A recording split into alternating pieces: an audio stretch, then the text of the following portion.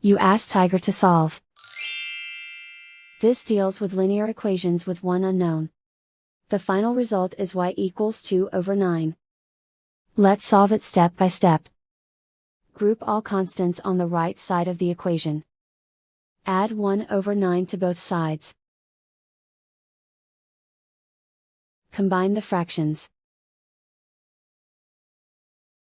Combine the numerators. Reduce the zero numerator. Simplify the arithmetic.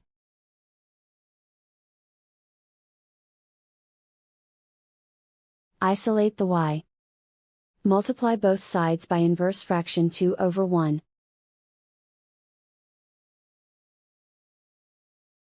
Group like terms. Multiply the coefficients.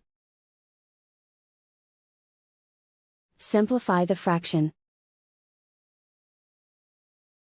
Multiply the fractions.